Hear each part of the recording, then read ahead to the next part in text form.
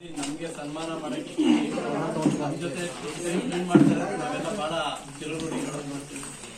ನಂತರ ನನ್ನೊಂದು ಎಕ್ಸ್ಪೀರಿಯನ್ಸ್ ಏನು ಹೇಳ್ಬೇಕು ಅಂದ್ರೆ, ಫಸ್ಟ್ ಸ್ಟಾರ್ಟಿಂಗ್ ನನ್ನೊಂಥರ ಪ್ಯಾಷನ್ ಆಗಿತ್ತು. ಹಳ್ಳಿಕಾರ ಏನಂದ್ರೆ ಒಂದು ಪ್ಯಾಷನ್ ಅವಾಗ ಶುರು ಆಗಿತ್ತು. ಇವತ್ತು ಸಕ್ಸಸ್ ಸ್ಟೋರಿ ಆಯ್ತು. So matter of 20 years 24 years ಆಗಿರ್ಬೋದು. ಸೊ ಎಲ್ಲ ಪ್ಯಾಷನ್ ಏನೇ ಒಂದು ಮಾಡ್ಬೇಕಾದ್ರೂ ತಾಳ್ಮೆ ಇರೋದು ಬೇಕು ಅನ್ನೋದಕ್ಕೆ ಸಕ್ಸಸ್ ಸ್ಟೋರಿ ನಮ್ದು ಒಂದು ಸೇರ್ಕೊಡುತ್ತೆ. ಫಸ್ಟ್ ಶುರು ಮಾಡಿದಾಗ ನಾವು 1-2 ಶುರು ಮಾಡಿದ್ವಿ. ಲೇಟರ್ ಆನ್ ಇವತ್ತು ನನ್ನ ಹತ್ರ ಒಂದು 20,000 ಲೀಟರ್ ಎಲ್ಲ ಇದೆ. ಇದ್ರ ಜೊತೆಗೆ ನನ್ಗೊಂದು ಒಳ್ಳೆ ಐಡೆಂಟಿಟಿ ಸಿಕ್ತು. ನನ್ಗೊಂದು ಏನೋ ಇದು ಮಾಡ್ತಾ ಇರೋದಕ್ಕೆ ಒಂದು ಸಂತೋಷ ಇದೆ. ಅದ್ರ ಜೊತೆ ಒಡನಾಟ ತುಂಬಾ ಇದೆ. ನಾವು ಪ್ರಾಣಿ ಪ್ರೀತಿಸಿದ್ರೆ ಅದು ನಮ್ಮ ಪ್ರೀತಿಸುತ್ತೆ ಅನ್ನೋದು ಒಂದು. ಇದ್ರ ಜೊತೆಲಿ ನಾವು ಬರೀ ಯಾಕಂದ್ರೆ ನಾಟಿ ಹಸು ಅಂದಾಗ ಲಾಭ ತುಂಬಾ ಕಡಿಮೆ. ಜನ ಹಿಂದಿಗೆ ಜರಿತಾರೆ ಸಾಕ್ಬೇಕು ಅಂದ್ರೆ ಅದ್ರಲ್ಲಿ ಏನು ಸಿಗಲ್ಲ. ಒಂದು ಹೆಚ್ಚ ಹಸು ತಗೊಂಡ್ರೆ 10 ಲೀಟರ್ ಹಾಲು ಕರಿಯುತ್ತೆ, ಯಾಕೆ ಸಾಕ್ಬೇಕು ಅಂತ. ಸೊ ಅದಕ್ಕೆ ಒಂದು ಕಮಿಟಿ ಡಿಸ್ಕಷನ್ ಆಯ್ತು. ಸೊ ಜನಕ್ಕೆ ನೆಕ್ಸ್ಟ್ ಫರ್ದರ್ ನಾಟಿ ಹಸು ಏನಾದ್ರು ಆದಾಯ ಬರೋ ಮಾಡ್ಬೇಕು. ಯಾಕಂದ್ರೆ ವರ್ಷವಿಡೀ ಬರೀ ಅದನ್ನ 1 ಲೀಟರ್ ಹಾಲು ಕೊಡ್ಕೊಂಡು ಸಾಕಾಗಲ್ಲ. ಸೊ ಗೋಮಯ ಪ್ರಾಡಕ್ಟ್ ಅಂತ ಬರ್ತಾ ಇತ್ತು. ಸೊ ಗೋಮಯ ಪ್ರಾಡಕ್ಟ್ ಅಂದ್ರೆ ಇವಾಗ ನಮ್ಮಲ್ಲಿ ಹೊಸದಾಗಿ ಶುರುವಾಗಿರೋದು ದೀಪ. ಸೊ ಇವಾಗ ಟ್ರೆಂಡ್ ಆಲ್ಮೋಸ್ಟ್ ಎಲ್ಲ ಕೇಳ್ತಾ ಇರ್ತೀರಿ. ನೆಕ್ಸ್ಟ್ ಫರ್ದರ್ ಬಂದ್ಬಿಡತ್ತೆ ಅದು ಮಾರ್ಕೆಟಿಗೆ. ಇದು ಆಕ್ಚುಲಿ ದೀಪ ಬಂದಿ ನಮ್ಮ ನಾಟಿ ಹಸುವನ್ನು ಸಗಣಿಯಲ್ಲಿ ಮಾಡೋದು. ಸೊ ಈ ಸಗಣಿಯನ್ನು ನಮ್ಮ ಗೋರ್ಗಮ್ ಅಂತ ಬರುತ್ತೆ, ಬನ್ಸಾರಿ ಸಿಗುತ್ತೆ. ಸಿಂಪಲ್, ತುಂಬಾ ಸಿಂಪಲ್, ಯಾರು ಬೇಕಾದ್ರೂ ಮಾಡ್ಕೋಬಹುದು. ಅದನ್ನ ಮೋಲ್ಡ್ ಬೇಕಷ್ಟೇ. ಅದು ಮೋಲ್ಡ್ ಒಂದು 200 ರೂಪಾಯಿ ಆಗ್ಬೋದು. ನಾಟಿ ಹಸುವಿನ ಸಗಣಿ ಅದು ಗೋರ್ಗಮ್ ಎರಡು ಮಿಕ್ಸ್ ಮಾಡಿ ಒಂದು ಆಧಾರದಲ್ಲಿ ಹಿಟ್ ಮಾಡ್ಕೊಂಡು ಈ ದೀಪ ಮಾಡ್ಕೋಬಹುದು. ಸೊ ದೀಪ ಅಲ್ಲದೆ ನೆಕ್ಸ್ಟ್ ಫರ್ದರ್ ಐಡಿಯಲ್ ಇದು ಗಣೇಶನ ಮೂರ್ತಿಗಳು ಬರ್ತಾ ಇದೆ, ಈಗ ದುರ್ಗಾ ಮೂರ್ತಿ ಬರ್ತಾ ಇದೆ, ಆಮೇಲೆ ನಿಮ್ಗೆ ಗಿಫ್ಟ್ ಐಟಮ್ಸ್ ಎಲ್ಲ.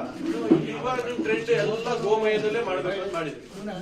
ಫರ್ದರ್ ಮಾರ್ಕೆಟಿಂಗ್ ಅದನ್ನ ಒಂದು ಪ್ಲಸ್ ಪಾಯಿಂಟ್ ಆಗುತ್ತೆ. ಎಲ್ಲ ಸಣ್ಣ ರೈತರು ದೊಡ್ಡ ರೈತರು ಎಲ್ಲ ಅದನ್ನ ಮಾಡ್ಕೊಂಡು ಬಂದ್ರೆ ಅವರು ಮಾರ್ಕೆಟಿಂಗ್ ಸುಲಭವಾಗಿ ಮಾಡ್ಬೋದು. ದೀಪಗಳೆಲ್ಲ ಯಾರು ತಗೊಳ್ತಾರೆ. ಆಮೇಲೆ ನೆಕ್ಸ್ಟ್ ಯೂಸ್ ಮಾಡ್ಬೇಕಾದ್ರೆ ಒಂದು 10 ನಿಮಿಷ ನೀರಲ್ಲಿ ನೆನೆಸಿ ಯೂಸ್ ಮಾಡಿದ್ರೆ ಇನ್ನೊಂದು 2-3 ಸಲ ಯೂಸ್ ಮಾಡ್ಕೋಬಹುದು. ಇಲ್ಲ ಒಂದೇ ಸಲ ಬರ್ನ್ ಆಗ್ಲಿ ಅಂದ್ರೆ ಮನೆಯಲ್ಲಿ ನೀವೇನೋ ಒಂದು ಕೆಟ್ಟದ್ದು ಹೋಗಿ ಸುಡೋದು ಅಂತ ಹೇಳ್ತಿರಲ್ಲ, ಆ ತರ ಒಂದೇ ಸಲ ದೀಪನೂ ಸಹ ಬರ್ನ್ ಆಗುತ್ತೆ. ಅದ್ರ ಸ್ಮೆಲ್ ಬೇರೆ ಇರುತ್ತೆ, ತುಂಬಾ ಚೆನ್ನಾಗಿರುತ್ತೆ. ಇದು ನಮ್ಮ ನಾಟಿ ಹಸುದು. ನೆಕ್ಸ್ಟ್ ಉಳಿವಿಗೆ ಒಂದು ಇದಾಗುತ್ತೆ. ನಮ್ಮಲ್ಲಿ ಯಾಕೆ ನಾವು ಹಳ್ಳಿಕಾರ್ ಪ್ರಿಸರ್ವ್ ಮಾಡಕ್ ಒದ್ದಾಡ್ತಾ ಇದೀವಿ ಅಂದ್ರೆ, ಅದನ್ನ ದೇಸಿ ಬ್ರೀಡ್ ಅಲ್ಲಿ ಅದು ಒಂದು ಕನ್ಸರ್ವೇಶನ್ ಬ್ರೀಡ್ ಅಲ್ಲಿ ಅದು ಒಂದು ನಶಿಸಿ ಹೋಗ್ತಾ ಇದೆ. ಸೊ ನಾವೆಲ್ಲ ಒಂದಷ್ಟು ಜನ ಲೈಕ್ ಮೈಂಡೆಡ್ ಪರ್ಸನ್ಸ್ ಏನ್ ಮಾಡ್ಕೊಂಡಿದೀವಿ, ಒಂದು ಸಂಘ ಮಾಡ್ಕೊಂಡು ಒಂದು ಗ್ರೂಪ್ ಮಾಡ್ಕೊಂಡು ಅದನ್ನ ಪ್ರಿಸರ್ವ್ ಮಾಡ್ಕೊಂಡು ಕನ್ಸರ್ವೇಶನ್ ಮಾಡ್ಕೊಂಡು.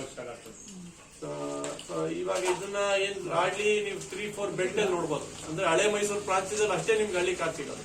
ಅದರಿಂದ ಹೊರಗೋದ್ರೆ ಅಮೃತ್ ಮಾಲ್ ಸಿಗುತ್ತೆ. ಅದು ಒಂದು conservation breed. So major Hallikar breed ನಾವು ಕನ್ಸರ್ವೇಶನ್ ಮಾಡ್ಕೊಂಡು ಬರ್ತಾ ಇದ್ದೀವಿ. ತದನಂತರ ನಂದು ಒಂದು ಇದೆ ಏನಂದ್ರೆ ನ್ಯಾಚುರಲ್ ಫಾರ್ಮಿಂಗ್ ಬಂದಿದ್ವಿ. 5 ಲೇಯರ್ಸ್ ಆಫ್ ಫಾರ್ಮಿಂಗ್ ಮಾಡ್ತಾ ಇದೀವಿ. ನ್ಯಾಚುರಲ್ ನೆಕ್ಸ್ಟ್ ಇರೋದು ನ್ಯಾಚುರಲ್ ಫಾರ್ಮಿಂಗ್. ಎಲ್ಲ ಕೆಮಿಕಲ್ಸ್ ತಿಂದು ನಾವು ಹಾಳಾಗೋಗಿರೋದು ನೋಡ್ತಾ ಇದೀವಿ. ಸೊ ನ್ಯಾಚುರಲ್ ಫಾರ್ಮಿಂಗ್ ಅಲ್ಲಿ ಏನು ಇಲ್ಲ, ಒಂಚೂರು ತಾಳ್ಮೆ ಬೇಕಷ್ಟೇ ಮಾಡ್ಬೇಕಾದ್ರೆ. ತುಂಬಾ ಒಳ್ಳೇದು ರೈತರಿಗೆ. ಇದು ನನ್ನ ಅನುಭವ. ನಾನು ಕಳೆದ 8 ವರ್ಷದಿಂದ ನಾವು ನ್ಯಾಚುರಲ್ ಫಾರ್ಮಿಂಗ್ ಮಾಡ್ಕೊಂಡು ಬರ್ತಾ ಇರೋದ್ರಿಂದ ಇದು ನನ್ನ ಅನುಭವದಲ್ಲಿ ಹೇಳ್ತಾ ಇರೋದು. ಹಾಗೆ ನಮ್ಮಲ್ಲಿ ಏನಾಗಿದೆ, ನಮ್ಮ ಸುತ್ತಮುತ್ತ ಹಳ್ಳಿಲಿ ಎಲ್ಲ ಹುಡುಗರನ್ನ ಯುವಕರನ್ನ ನಾವು ಒಂಚೂರು ಪ್ರೇರೇಪಣೆ ಮಾಡ್ತಾ ಇದೀವಿ. ಎಲ್ಲ ನ್ಯಾಚುರಲ್ ಫಾರ್ಮಿಂಗ್ ಬರಲಿ, ದೇಸಿ ಬ್ರೀಡ್ಸ್ ಹಾಕಿ ಅಂತೇಳಿ ಮಾಡ್ತಾ ಇದೀವಿ. ಅದಕ್ಕೂ ಸುಮಾರು ಜನ ಮುಂದೆ ಬಂದಿದ್ದಾರೆ ಹುಡುಗರು ಮಾಡಕ್ಕೆ. ಎಲ್ಲ ಬರ್ತಾ ಇರ್ತಾರೆ, ವೀಕ್ಲಿ ವಿಸಿಟ್ ಮಾಡ್ತಾರೆ, ನೋಡ್ತಾರೆ. ಏನಾದ್ರು ಐಡಿಯಾಸ್ ಇದ್ರೆ ಶೇರ್ ಮಾಡ್ತಾರೆ ಜೊತೆ, ಇಲ್ಲಾಂದ್ರೆ ಕರ್ಕೊಂಡೋಗಿ ತೋರಿಸ್ತಾರೆ. ಸಾಕಷ್ಟು ಮಾಡ್ತಾ ಇದೀವಿ. ಒಳ್ಳೆ ಎಲ್ಲ ನಿಮ್ಮ ಈ ತರ ಎಲ್ಲ ಮಾಡ್ತಾ ಇರ್ಬೇಕಾದ್ರೆ ನಮ್ಗೆ ಇನ್ನೂ ಜವಾಬ್ದಾರಿ ಜಾಸ್ತಿ ಆಗತ್ತೆ. ಅದನ್ನ ಇನ್ನೂ ಗಟ್ಟಿ ಜಾಸ್ತಿ ಮಾಡ್ಕೊಂಡು ನಾವೆಷ್ಟು ನಮ್ಮ ದೇಸಿ ಬ್ರೀಡ್ನ ಉಳಿಸಿ ಬೆಳೆಸಿ ಅಂತ ನಾನು ಕೇಳ್ಕೊತಾ ಇದ್ದೀನಿ ಎಲ್ಲ. Thank you.